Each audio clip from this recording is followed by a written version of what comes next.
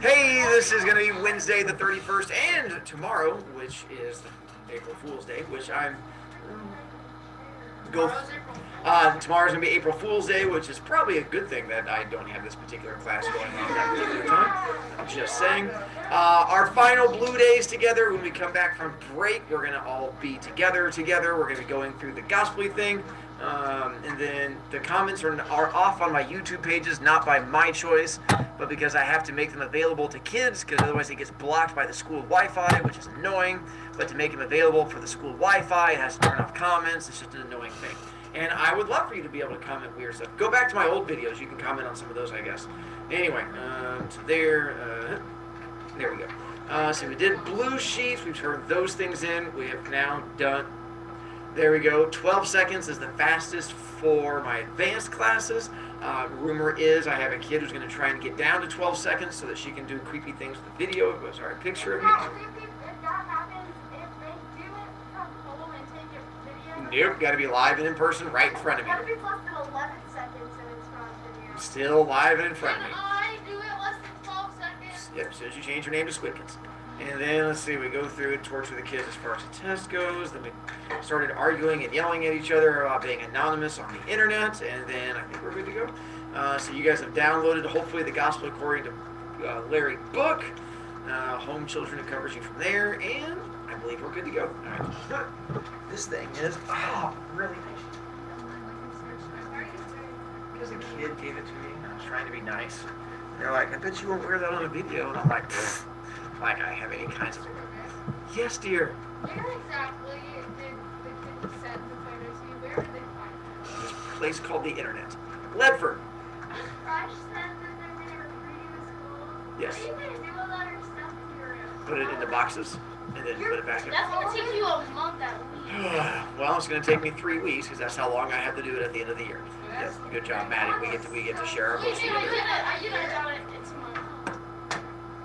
So yes, they're not. It's happening this summer. So when you guys come back next year, this whole area is going to be blocked off to you because you can't get to these 5 rooms, and they are redoing all 5 rooms that are right here. I will be teaching in a random place, and then eventually everything opens back up to me. But I don't have that. So this summer, everything in my room is going to get put into boxes for the first time in 20-some years, and then next year I'll hang some stuff back up. Probably not everything, but some stuff will get hung back up. So you guys will be the last group to ever see my room the way it is right now, because after this, it'll definitely be different. Are you depressed about that? I'm sorry, so many kids yelling at me at once. Hi, Carson. Would you please keep this exact picture up in your next room? Well, yes, those will definitely stay. Okay, you tore it out. They're doing like this thing with my head. That sounds like a...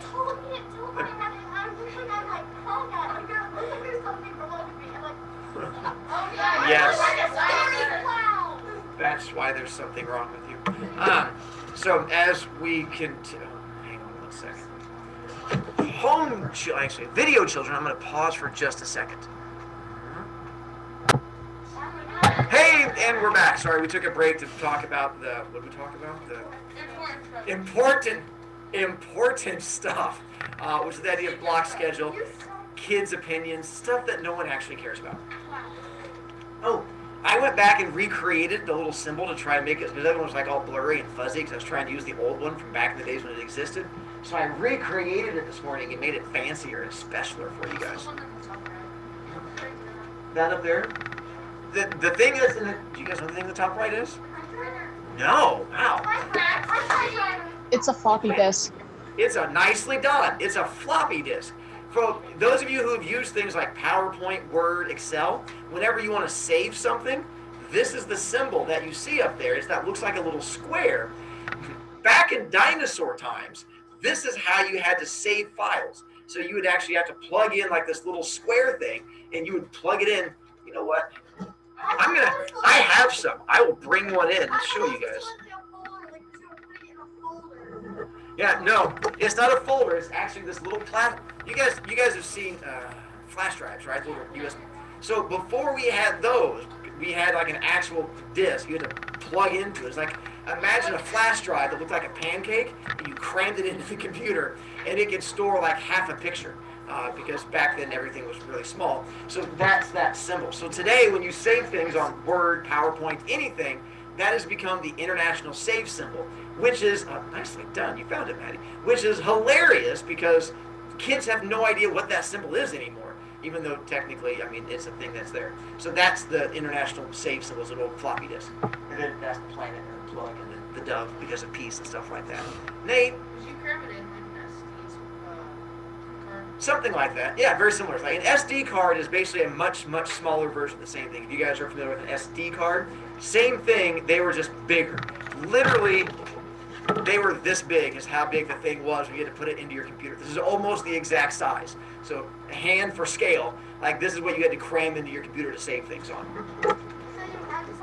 And you guys know what gigabytes are, correct? Megabytes, which are even smaller. This, the big ones, held 3 megabytes. Your phone takes pictures that are 15 megabytes. So you could take a picture with your phone and it would not even fit on a floppy disk. I know. Olden times. How did they even exist? Kids on yoga pose, Walden, people. Did you guys?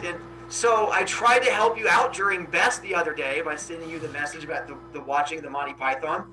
If you have not watched Monty Python, I highly recommend going on there and watching Argument Clinic. It is probably one of the best ones out there. It is highly entertaining. So it gives you an idea. Plus, it's humor. There.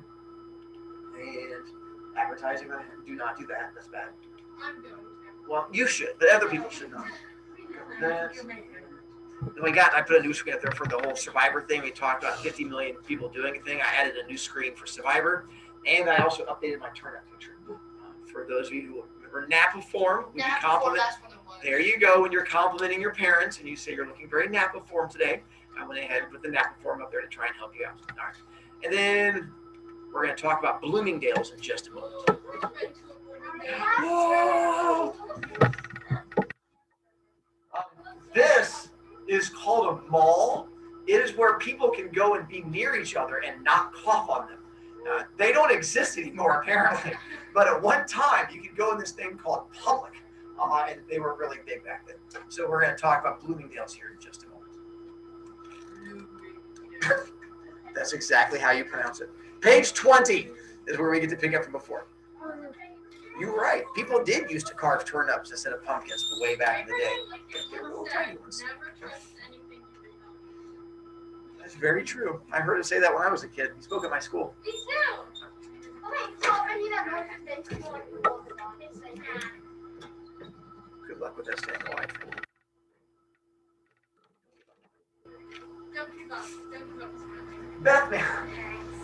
Beth made a list of all the kids in our homeroom and who they've been in a past life. We passed the list back and forth, filling in the blanks. Jack Furtado, Victorian cellist. Laura Newman, Russian cosmonaut, until the bell rang. Out in the hall, my enthusiasm pinned Beth to her locker. You're right! Everything Larry wrote about on his website had something to do with my life. Didn't I tell you?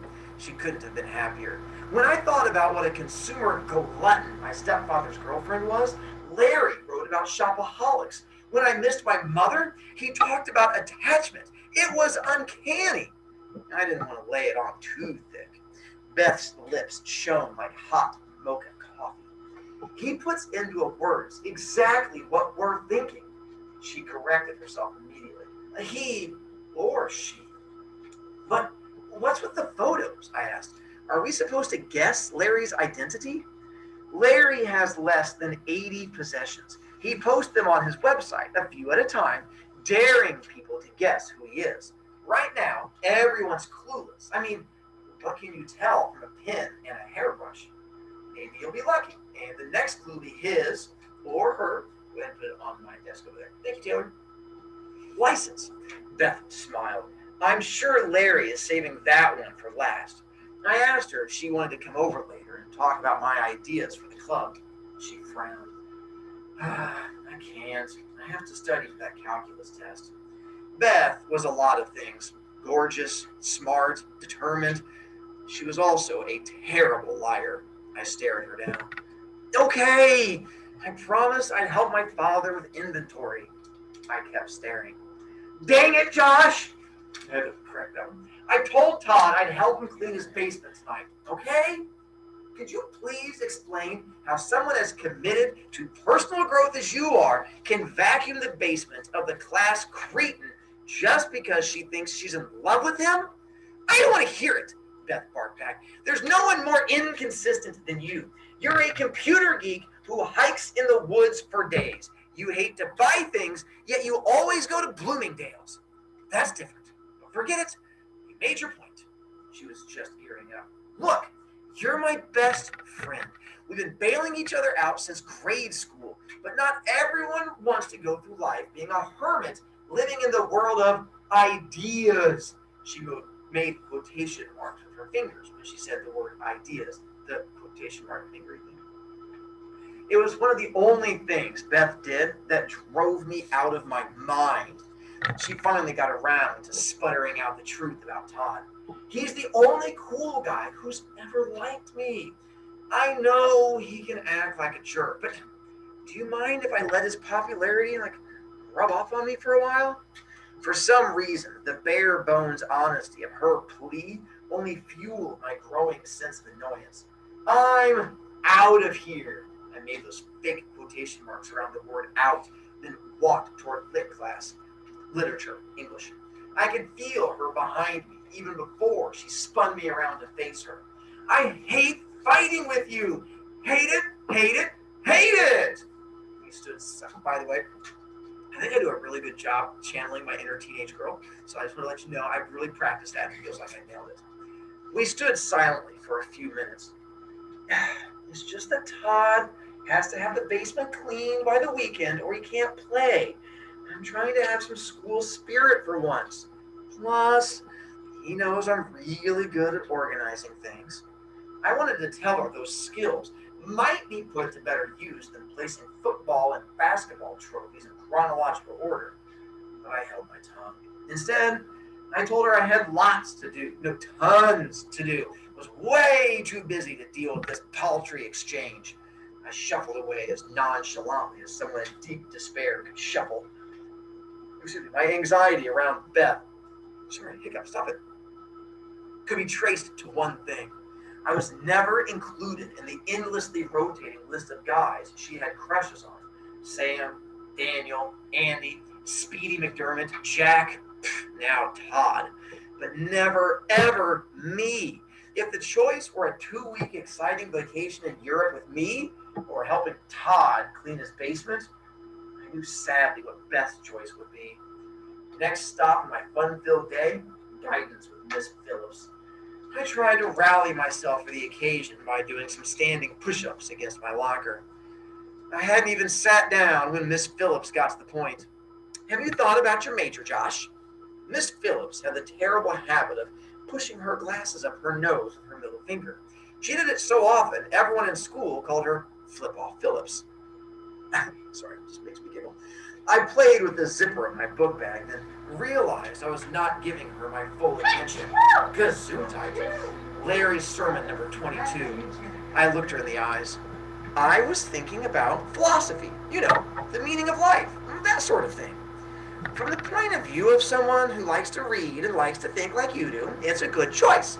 But you realize the job prospects are pretty slim. Well, I'm thinking after the Depression, after the apocalypse, there'll be lots of positions for people with depth and vision. She crinkled up her nose. Her glasses fell. She flipped me the bird again. Josh, I'm not sure it makes sense to plan a career based on the apocalypse. What if there isn't one? Well, then I guess I'm screwed. I flashed her a big smile so she couldn't yell at me for the language. I suppose I'm being too materialistic. Studying philosophy at Princeton is a fine and worthy choice. I wasn't sure Miss Phillips's revelation came less from my sales pitch than it did from the fact that it was 10 to 11 and she was dying for a cigarette before her next appointment. I decided to let her off the nicotine hook. I gathered up my things and headed for the door. Teachers used to be able to smoke in schools back in the day. In my high school in the 90s, there was like a room you could walk by the teacher to hang out in and smoke would just come out of it. It was awful. I've had a soft spot in my heart for Miss Phillips since last year when I spotted her email address in her office, and I started up a chatty internet conversation with her as a 40-year-old bachelor from Portland. Footnote, I don't care what anyone says, I was not going through her desk. After months of quiet online flirtation, I invited her to meet me at the Borders coffee shop, only to watch her from the cookbook section. She waited for more than 2 hours and 3 cappuccinos before she went home. That I felt bad about. Miss Phillips was usually tough as nails. I never thought she'd fall that hard. So yes, he catfished his teacher and then ghosted his teacher after catfishing his teacher. And even though he did not pretend to be an old man from New Zealand, he was still pretending to be an old man from a different location, which apparently is still bad. JC? Uh-huh. This is where I was saying it's like going to be about this because you could like you spend too much time with your freshman last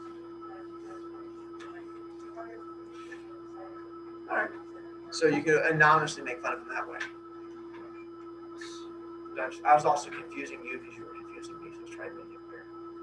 Continuing, I decided to skip the rest of the day. The reoccurring vision of Beth, dressed up like Snow White, singing as she swept Todd Terrific's basement, was more than I could endure. I grabbed my camera from my locker and opted to check in with my mother instead. Where's his mother? Just to make sure you remember that. When my stepfather visited Mom, he headed for the cemetery. I, who knew her much better than he did, headed for somewhere that captured her spirit more than a pasture full of granite headstones. The makeup counter at Bloomingdale's. And if you're a guy and don't know what a makeup counter is, the makeup counter is where you get to sit there and they get to brush up on the makeup bits for you. Some guys, you know what it is, more power to you, women's power. But that's what he's referring to. I slogged through, and I think Owen has to take off. Bye, Owen. If you haven't left already, go to your appointment. I slogged through the slush, then grabbed the bus to Chestnut Hill. Ever since we lived in the Boston area, my mother had dragged me here once a month. The waft of perfumes hit me like the surge of memories. I plopped down in the tall seat at the Chanel counter. I think it's safe to say I was the only person in that department sitting in the lotus position. This is lotus position. He really likes his yoga. I would demonstrate it for you, but then I would never walk again. Can I demonstrate? You can, right after you get done jigging after class. Hello, Joshie. How's it going? Marlene, the beauty doctor, has been working here for more than 20 years. With her shiny helmet of dyed black hair and dark eyebrows penciled in for the ones she lost years ago. She was Mom's favorite salesperson. It's slow, so you can sit. If I get a client, you know the drill. I saluted, then leaned back to hang with Mom. My mother bailed on her wealthy parents' expectations as soon as she hit college. Instead of following in their Wall Street footsteps, she hitchhiked cross country, worked tirelessly for civil rights, and made some bad choices in men. One thing from her Grosse Pointe background she couldn't walk away from, however, was her fondness for upscale moisturizers and creams. Grosse Pointe's a really fancy neighborhood like Carmel. She used to spend hours trying to look like she wore no makeup at all. She experimented with pencils and powders like a mad scientist, but always looked the same to me. I can remember perching on this stool as a preschooler, watching Marlene hand Mom tube after tube of lipstick. Mom would ask me which color I preferred, consider my answer, and then buy whichever one she wanted anyway. I waited till Marlene rang someone up at the other end of the counter before I started talking. Okay, Mom, in a nutshell, Beth is cleaning Todd's basement. Peter is dragging me to another lasagna dinner at Catherine's, and I'm nowhere closer to changing the world. A woman with a leopard print hat eyed me as she walked by. I just feel like I'm waiting for my life to begin, that I've wasted 17 years. Then what? 4 years at Princeton? How does that help move civilization forward? You want to see our deep pork... Sorry, wrong voice. You want to see our deep pork cleaning mask? Marlene inquired. I nodded. Whenever Marlene's boss circled by, I pretended I was a paying customer. You ask me, you might get too hard on yourself. Stop worrying about civilization. Worry about staying out of trouble and making nice friends. She rubbed the mask onto my face in small circles. I have nice friends. Well, one nice friend. One nice friend is all you need. Marlene watched her boss get on the escalator and wiped off my mask with a tissue. Here, she gathered up tiny bottles of free samples, put them in a small bag of handles, and gave it to me. You can come back now anytime. I could see Marlene eyeing a potential customer hovering over the nail polish. I saluted again and left. In the shoe department, I tried on 4 pairs of sneakers, 3 pairs of loafers, and 5 pairs of boots before the salesperson deserted me. I circled by the makeup counter on my way out. Mom? I asked. A 50-ish woman in fishnets turned around, then went back to what she was doing. Hey, Mom, you'll help me, right? With the whole change the world thing? Then I did what I always did when I needed an answer from my mother. I listened for the very next words someone said. A businessman talking on his cell phone provided her response. Yeah, he said on the phone. Of course I will. My grin spread ear to ear. When I said, thanks, Mom, the woman in fishnets turned around again. I tipped my woolen hat her way and headed out of the store. So he talks to his mom at the makeup counter, which might seem weird, but if you have a past loved one that's dead and you go to a gravestone and talk to them, I'm not sure that's any weirder, but he's going to do this multiple times throughout the book, where he sort of just goes into an open, busy area, usually at Bloomingdale's, and then just asks a question. Should I ask her out to the dance this weekend?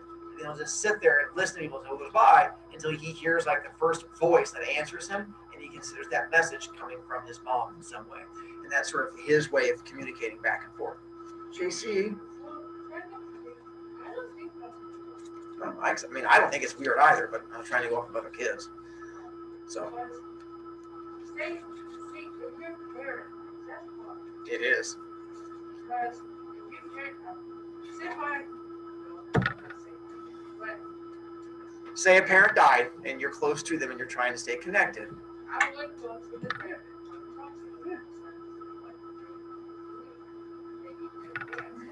And it depends if it's a parent that you talk to a lot already. Like some people don't talk to their parents, that'd be different. But if it's someone you go to for advice, then absolutely, I agree. It would make sense. Yeah. And that's for him, is because he goes to the cemetery later in the book and in his story, and he has no connection. He's like, it's just grass with a piece of stone there. He's like, that's not my mom. But sitting at this department store, he's like, I feel my mom here. And so it's like the idea of where do you feel connected to people and how are you? So my bad news is I'm not making you read over break. That's bad news because some of you are going to read over break. Here's the bad news. I stopped right before a big section. So if you end up reading ahead, it is going to get real hard to stop. And 2, you are going to have knowledge you cannot share with other people. So if you do read ahead and I find out you spoil things for people, I spoil you. So not in a good way. So if you do read ahead, you have to hold that knowledge in your head. Because when we come back, I will eventually have you read on your own. I'm not reading everything to you. But for now, I'm just sort of building up to scenes that are coming. If you want to read, you may, but do not read ahead and ruin things. I'm glad I don't have to worry about you reading over break. Good job, chat children. Heaven forbid. But other kids may enjoy reading, and luckily I stopped, because I read like the next couple pages, we would have gotten like the big part, and then you guys would have rallied. So that's why I was making sure I tried to stop before I got there. When we come back from break, we're going to do more homeworky things. There is no homework for me coming up this week. Just, I don't know, enjoy break, enjoy not being around teachers, enjoy the fact that many of you are going to have to put up with me like twice a week in person. And we'll go from there. All right. Home children, enjoy your break. Love y'all. Be good. Have fun.